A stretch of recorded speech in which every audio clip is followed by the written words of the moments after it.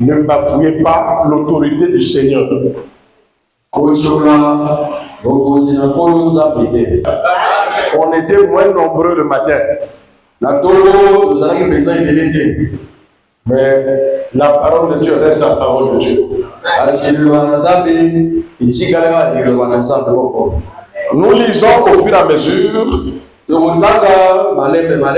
voir ce que Dieu va nous dire aujourd'hui. Nous lisons: un fils honore son père et un serviteur honore son maître.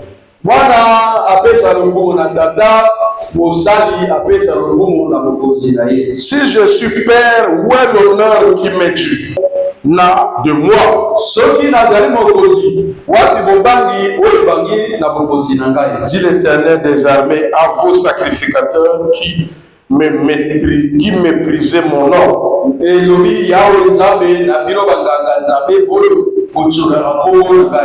qui dit: en quoi avons-nous méprisé ton nom?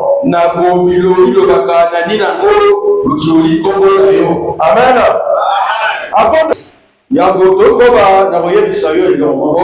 Apprenons à respecter les aînés, la hiérarchie. Je te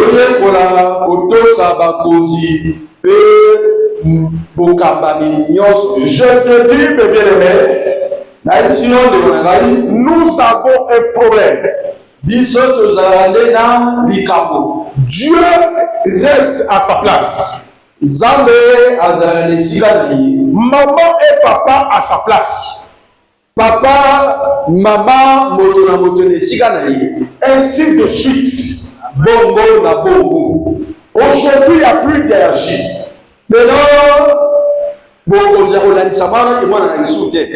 L'autorité et le respect n'existent plus.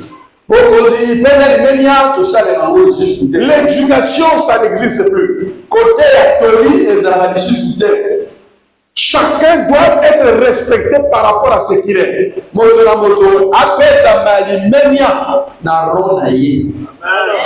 Tout chrétien, toute chrétienne doit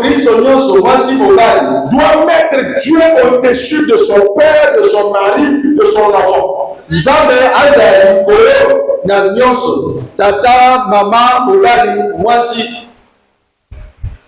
Amen.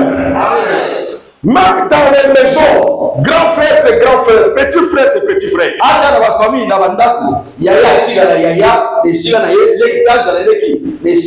L'homme à sa place, la femme aussi à sa place.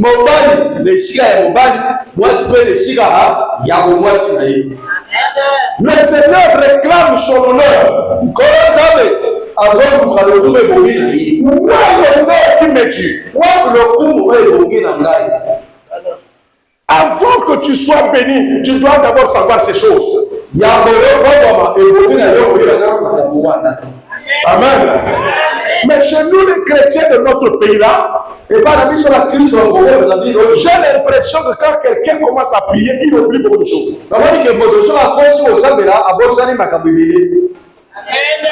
Il y a même des personnes qui sont des païens. Moi, je me rappelle, je connais quelqu'un qui ne prie pas avec nous, qui ne prie presque pas, mais qui chaque fin d'année fait des dons. Il y a une année où il est venu à dire, il m'a dit: je t'ai vu que tu as Dieu. Il me donne une grosse télévision avec l'enveloppe et une chaise pour prêcher la parole. Mais il n'est pas chrétien. Il n'est pas chrétien. Et il me dit: je fais ça chaque année pour que Dieu me bénisse. Quand tu vois les autorités, ne les juge pas. toi. Beaucoup d'autorités ne prient pas comme toi, mais ils ont un cœur. Ils savent aider les gens. Ils savent faire le bien aux autres. Mais il y a des chrétiens bien-aimés qui ne savent pas honorer Dieu. Ils ne le savent pas. Amen. Amen. Mais une telle personne qui m'a donné la chair pour prêcher. Mais toi, tu avais une possibilité. Mais tu n'as pas regardé à la chair. Mais lui, il a dit, je suis venu dans votre église, j'ai regardé la chair, ça ne va pas. Et entre lui qui a acheté cette chair-là à 75 000 et toi qui as 300 000, tu n'as pas pu acheter la chair. Qui sera béni? Quand je n'ai pas 75 000, 300 000, non, moi je pose la question. Qui sera béni? C'est toi ou c'est lui? Hein? Tu vas rester en train de gêner pour n'y avoir. Oh, Dieu a bien aimé.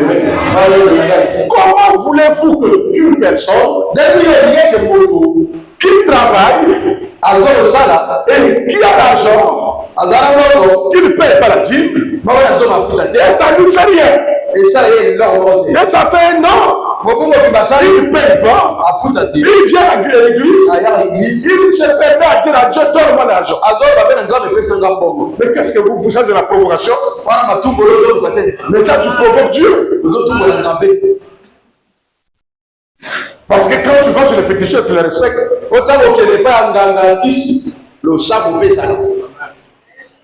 Amen. Bénir Dieu, ce n'est pas avoir trop d'argent. Non, mais si tu as 200 francs, tu donnes 100 francs à Dieu. C'est très important. On n'a pas dit que pour bénir, il te faut des milliards. Dans ta propre vie, tu peux bénir Dieu. C'est-à-dire, il dit l'honneur qui m'est dû, c'est comme ça qu'on donne l'honneur à Dieu. Je te donne l'exemple de moi-même. Pendant que je prie, je viens à l'église, je vois toutes les salles. Je commence à laver, à faire des serviettes. J'arrange les choses. Je viens vendredi pour repartir. Moi, je dors au campus 1. Et je suis en 3e année de licence. Mais je viens à l'église, dans la rue en Pama là-bas. Je fais tout, je lave tout. Je mets les bancs. Je balaye dehors. Parce que moi, je n'ai pas l'argent. Mais je peux faire quelque chose. Et il y a des gens qui me voyaient. Mais celui-là, il est malade. Un intellectuel comme ça, il se fait les choses comme ça. Ça veut dire quoi? Nous, les Congolais, nous méprisons Dieu.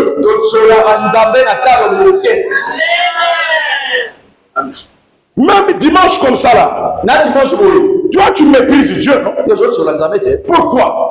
Tu es venu au culte, tu as des vestes à la maison, tu as des habits à la maison. Mais le dimanche, tu mets quelque chose comme ça. Mais quand il s'en est à la mortuaire, toi tu mets cette veste là. Mais le matin comme ça, voilà comment tu es un petit chez nous. Tu marginalises Dieu. Attends, le gars mettre. C'est-à-dire que tu ne prends pas ça comme importance. Si tu prenais ça comme très important, tu devrais bien t'habiller. On remarque l'importance d'une personne quand il donne la valeur à ce qu'il fait.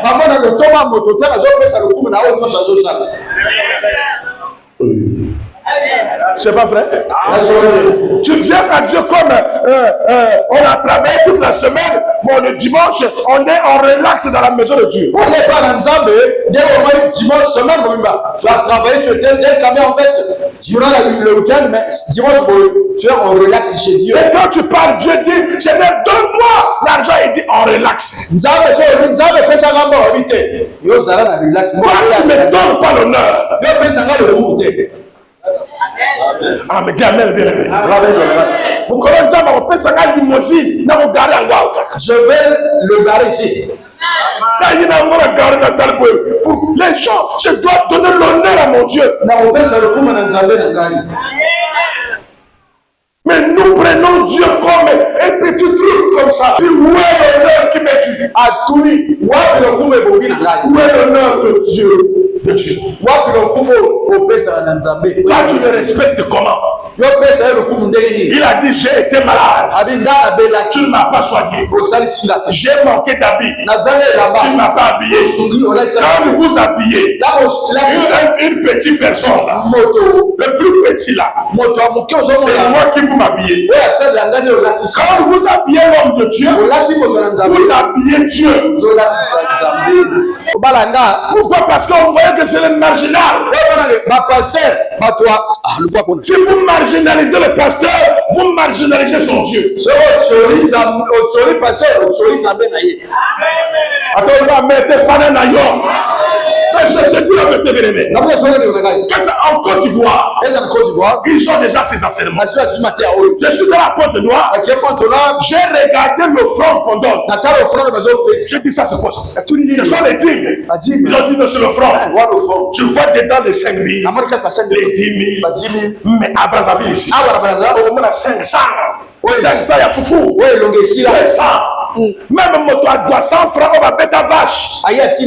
Parce que nous, à 100 francs, on est chez Bungana.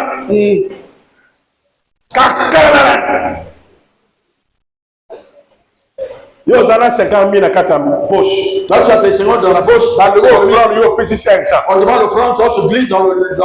Vous ne voyez pas le franc, tu ne prends pas l'importance pour ce Dieu-là. On dit que nous avons un na terre moké penza.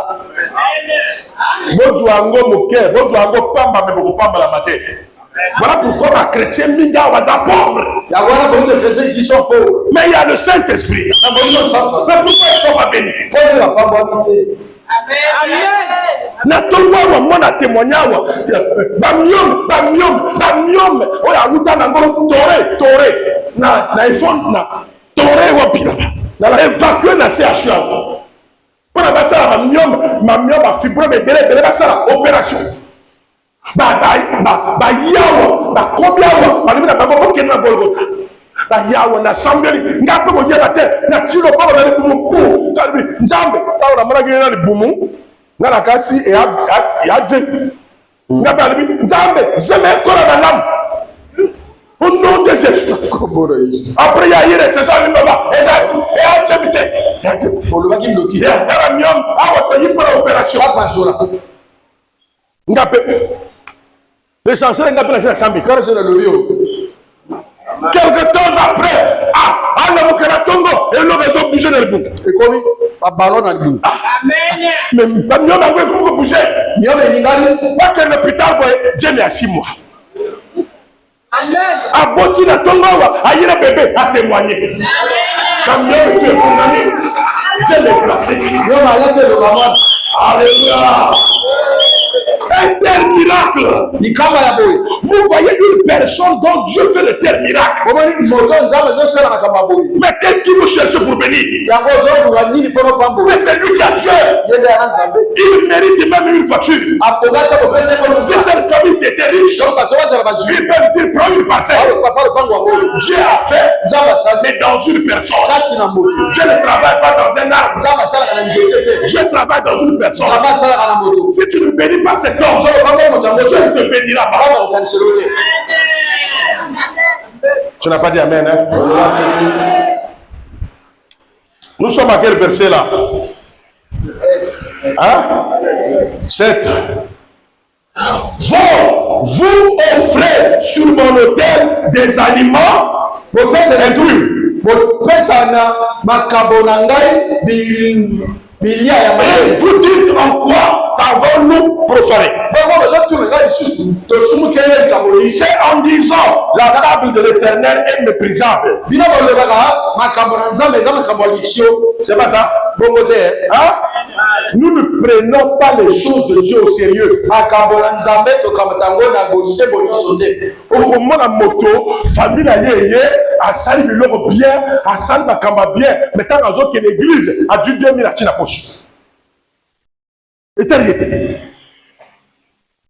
Même côté, Moussa Nzamba Zali, et tel était. Moto yo ko considérer ma casse pour les cas. Na vie na yo, c'est d'abord Moussa Nzamba. Vous avez la main, oui.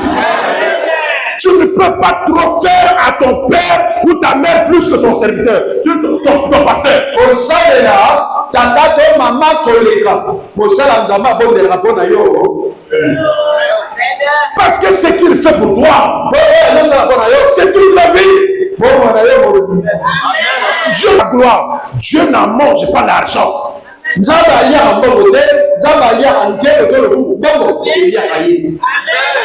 Yo so va pas la réalité parce que même on va nzambe ndasona chimbongo na likambo e salami na osala na nzela musala nzambe na zo luka mbongo na sombete XL aso de longo nzambe yo mbongo konanda nzambe pesa mbongo so va pesa mbongo na ko sombete XL nzambe ayoki déjà na makanisi na yo oyo ozana ngomba na musala nzambe akopesa mbongo parce que yo le corps ozana makanisi même pas. Tu n'as même pas ses pensées. Tu n'as pas ses pensées. Tu ne sais pas que par moi, tu as béni Dieu. Nous va mère, nous va bien aimé. Ah, vous les gaspillez dans Cambodge. Mathéo, on a retour. Je vais reprendre ça. Quand il n'y aura pas la pluie. Là, on veut le remettre à terre. Parce qu'il y a des choses ici, bien aimé. Il m'a dit qu'il y a beaucoup de miracles ici là. Qui n'a pas un miracle ici là? Qui n'a pas un miracle? Pour ça, est-ce que tu as été reconnaissant? Est-ce que aux agnes reconnaissance? À quel degré tu étais reconnaissant? Na degré ni reconnaît voilà mon nzambe. Yo na nzambe na zo sala makelemba. Likelemba ngana ko jua oyo. Fala sa andu ke logo ngana ko sala pour la prophète. Non non de ma côté. Tu ne l'as jamais fait. Où dit? Amen. Tout temps aux olia makelemba. O kansata prophète. Ah et vous na wapi? Mais quand même, famille, aïe, on y a fille dans Nzambe, on salue tout. Mais ensemble, la gâté. Il ne prie pas. Mais ensemble, la gâté, on caresse à taille, on monte. Tu l'as oublié à jamais. Tu crois que Dieu va te bénir comment? Le même qui a t'a guéri par ses mains ne peut te bénir aussi par l'argent. C'est le même.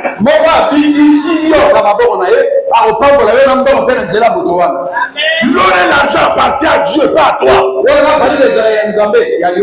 C'est Dieu qui maîtrise tous ceux qui ont l'argent.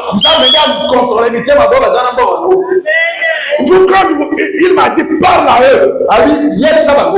Ne cache plus. Je vous dis la vérité, bien aimé. Il y a des personnes qui ne prient pas avec nous, qui m'ont béni puissamment. Oui, même ma pango yoko na koyo. Pas que mon fils soit payé ça un million parce qu'il a pas de la pango. Mais ça, mais la bisoté. Il prie pas avec nous. Mais yo aussi 4 millions. Jamais faut qu'elle soit. Mais comment tu seras béni? Tu as touché 4 millions. Tu n'as même pas pensé comment Dieu va te bénir. Toi, tu vis avec les gens qui sont des magiciens. Il y a des magiciens qui te trouvent. Des magiciens pour garder poste là, à sacrifier ma missa. Toi, tu penses que ces gens, pour protéger les postes, ils ont fait des sacrifices. Un sacrifice de Satan. Yo, kanisi, yo, on s'allait jamais l'autre. Yo, tu n'as rien fait pour Dieu. Tu n'aurais rien. Là-bas, c'est des sacrifices qui parlent. Oui, tu as Dieu, mais qu'est-ce que tu as fait? Qu'est-ce que tu fais? Qu'est-ce que tu penses pour Dieu? Même si tu n'as rien, tu dois penser à Dieu. Je n'ai pas prêché ça pour que tu aies l'argent. Non. Je prêche pour que tu changes. Que tu aies une autre culture. Ah, tu n'as pas dit amen, tu n'as pas vu ça. Nous sommes au verset 8. Quand vous offrez en sacrifice une bête aveugle, n'est-ce pas mal?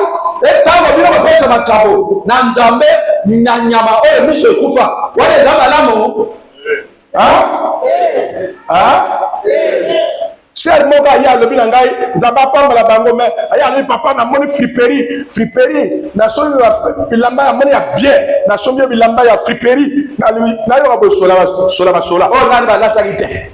soit le na zo kele musala rapport na yindo yo na ngo ngarbi so ya ngo que le pesa DG na yo Mais au pesa mo na yo. Amen. yo ba ye oh ngarbi Ah bon. on a DG yo lobi oh na DG yo so ya boutique so ya ngai oju a friperie oyo amindele balata Bandundu amindele.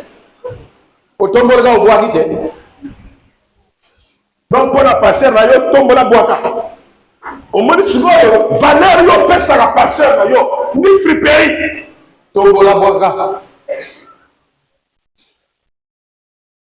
amen amen cher maka somi ga chemise na lati boloko la ndeke ake poto soko ngo pesa yeto pesa te soko ngo pesa passer loko konta boutique amen ça économie Salata. pesa yo attendeur o soko lati mais par exemple ndenge na te akalo mais yo ndenge na te na loko ya friperie Ami so bato. Amen. même pas pour soi moi papa là t'es là préféré il y a pour le matin na il a laissé son papa qu'on a tout sous voilà des sous là mais tu seras béni Oh papa. et là là tu vois les bougies na yote C'est pas comme ça. à hôtel après la goseka au moins passer Ça il a lati. là ne alati moi dois ensemble la après la yoseka C'est lui qui pour toi de mort de vie. tu dois le considérer plus que tout le monde Moi là tout le monde sur le. ah aujourd'hui c'est tout le temps eh na yo ba tu so vite so te pile ko pombola matin Sinon vous n'allez pas. ba tu si so ya ko pombola mawa Des personnes viendront se bénir ici. si ma libé mon argent de ma papa, je t'ai vu depuis Pointe Noire, j'ai vu que tu as Dieu. Et la zone mon bas de mon Na landi yo na télé ou na point bas, amani za bazana yo, na zo sala mo. je vais semer dans une bonne terre. Na ko lona mabele malam. On a la bonne terre. Ko nga mabele malam ko na yi.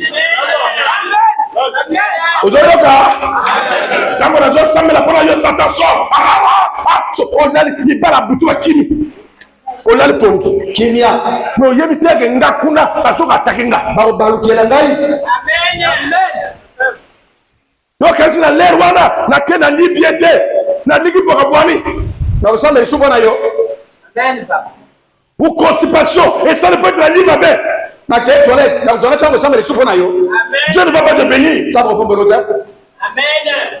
Faut penser, faut dire que non, je dois penser à cet homme. Kani sa la télé poto On na. can't say ça dans Nzambe, là on can't say Nzambe.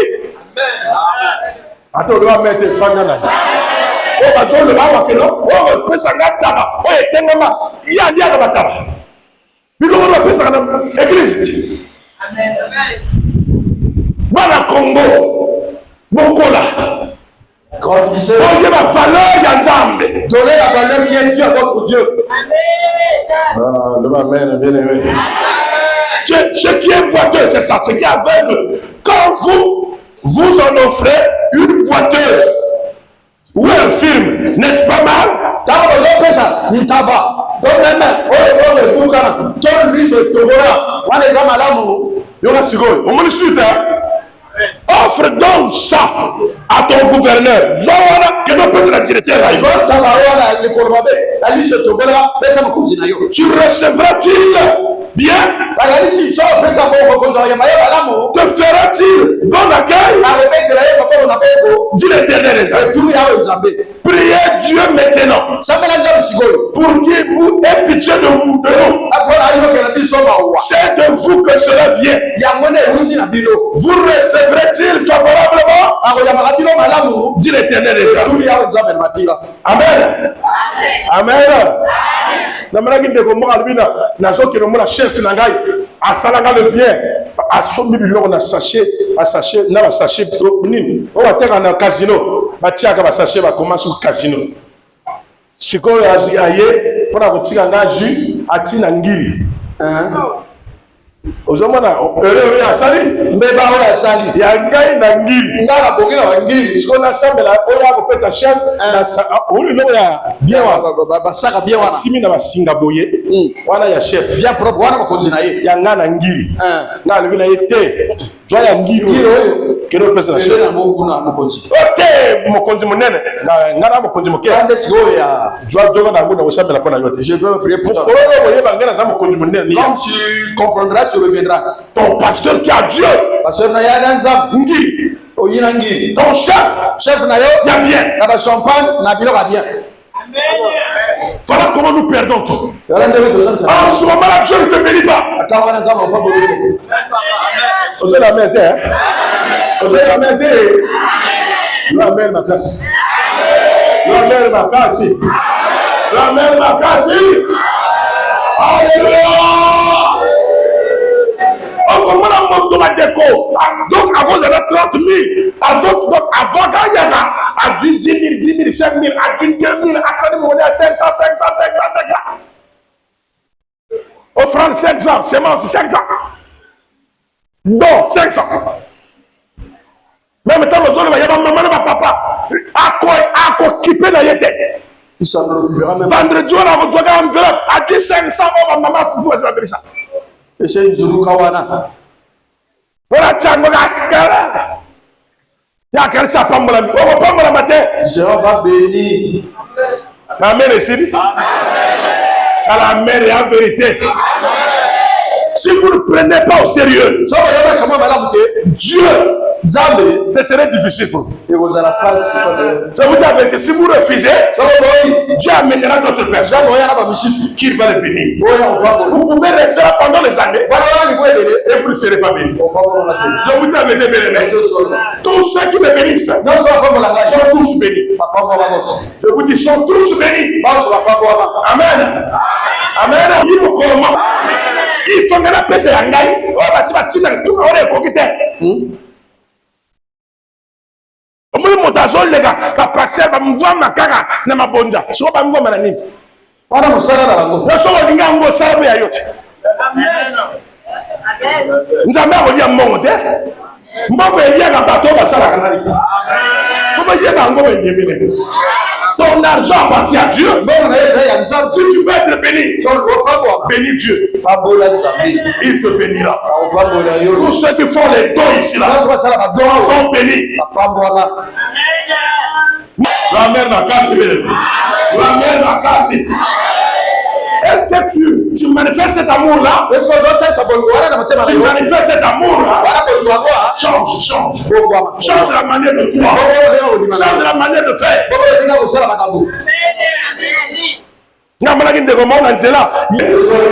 Quand tu donnes à Dieu, tu ne manqueras rien. Tu ne manqueras rien. Tu ne manqueras rien. Ah, lequel de vous fermera? N'allumez pas en vain le feu sur mon autel. Je ne prends aucun plaisir en vous, dit l'Éternel des armées. Et les offrandes de votre main ne me sont point agréables.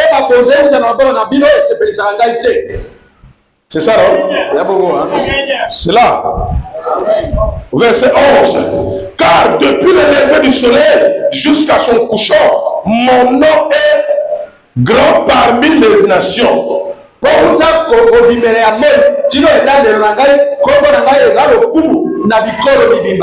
tout lieu, on brûle de l'encens à l'honneur de mon nom. On la présente des offrandes pures. Car grand est mon nom parmi les nations. Dit l'Éternel des armées. Est-ce que tu comprends ça? Mais vous le profanez en disant la table de l'Éternel échouée. En ce qu'il rapporte, en ce qu'elle rapporte est un aliment méprisable. Vous dites quelle fatigue, et vous le dédaignez, dit l'Éternel des armées. Et cependant, vous amenez ce qui est dérobé, boiteux, ou infirme. Et ce sont les offrandes que vous faites. Puis-je les agréer de vos mains? Dit l'Éternel. Awuti mongo oyo akamuna ya apesi na nzambe. Même ya moyibi. Moyibi oyibi mongo bapesi mongo ya kokelezana 4000 yo yibi 1000 francs oyo pesa. Soki biloko ya moyibi kopesa nzambe te. Ne donne pas à Dieu. Ozolanga pesa nzambe eloko ya propre. Ya paie-toi. Faut que je te parle tous. Vous devrez bénéficier de la grâce de Dieu. Je te dis la vérité, bien-aimé. Tous ceux qui m'habillent, ce sont les enfants de Dieu. Ce sont les enfants de Dieu. Demande à lui. Demande à lui. Nous avons des boutiques, nous parlons, nous partons. Là où il y a des enfants de Dieu, il dit, il appelle seulement. Dis, prends ce que tu prends et je vais payer.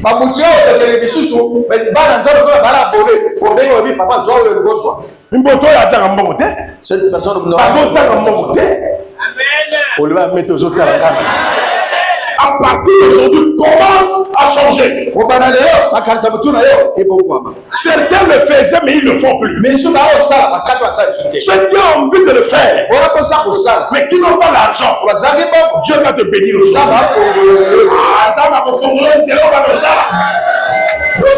C'est parce que vous allez en monter. Je n'en ai pas.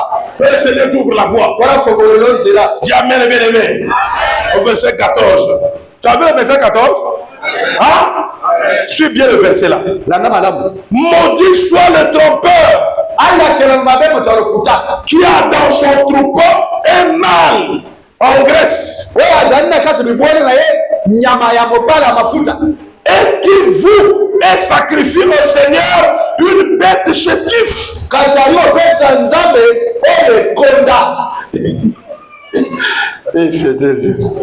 Car je suis un grand roi. Dit l'Éternel des armées. Et mon nom est redoutable. Donc, voyez, à contrôler, na oyo pesiye. Ce que tu dis donc. Donc, il y a tel oyo tigre na troupeau. Il y a tigre na l'homme. Oyo apesiye. Donc, tant que je pèse à 1000 francs, il y a tel qui est à contre. Alors, mon bébé, mais on y a mon pèse à 1000 francs. Ne faut que sauter. Maudit soit celui-là. Il y a des choses. Mais Dieu, il choisit ce qui est vil.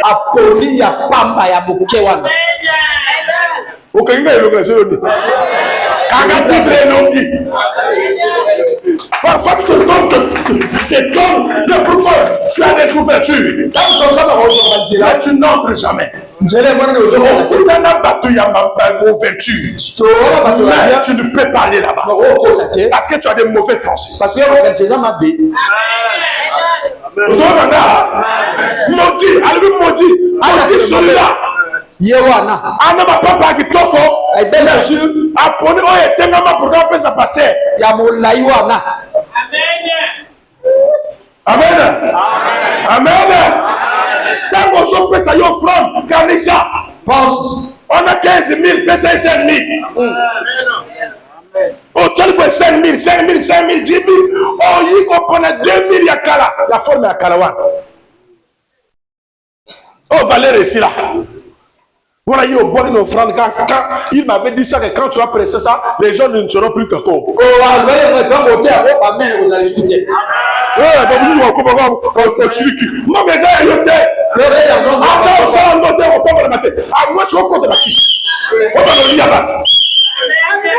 mais si tu veux que Dieu te bénisse, c'est par là qu'il faut passer. Quand on l'a bien, quand on a bien, je vais dire bien, je veux bien préparer au Pambolade. C'est là que tu es béni. Et attends, on doit mettre Fanana yo. Alléluia. Papa, on a sommé la micro. Mon collègue Abraham, un jour Abraham a coupé un ensemble. Il s'est rendu à ngai nyama oyo kana kosala sacrifice etika na ndako na parc kuna na parc. Est-ce que okozela ngai tu peux attendre nakende ozwa nyama nayaka nakende na parc nayaka napesa zara lamba olia nzambe alobi tita ye kote ok va nzambe avanda azela bilia azela ntango asilisi kolia siko apamboli bango donc yo koloba nzambe ali koso soki nzambe mpona kopambola moto azeli bilia il a attendu sikoyo ngai et moi alors kinakosana moto apamboli nga que j'oublie celui qui m'a béni ozoloba mbe te beleme ezalaka na motivation ya kosakana te eza mposa mbongo te te eza nde bongo mosala nyonso ezomérite bénédiction ozoloba nga ndenge nasalaka mosala boye bo bakopambola nga eza bino nakoluka bato mosusu bayaka awa te. Si vous le faites, Dieu vous bénira. Que le Seigneur vous bénisse. Lève-toi, lève-toi, lève-toi.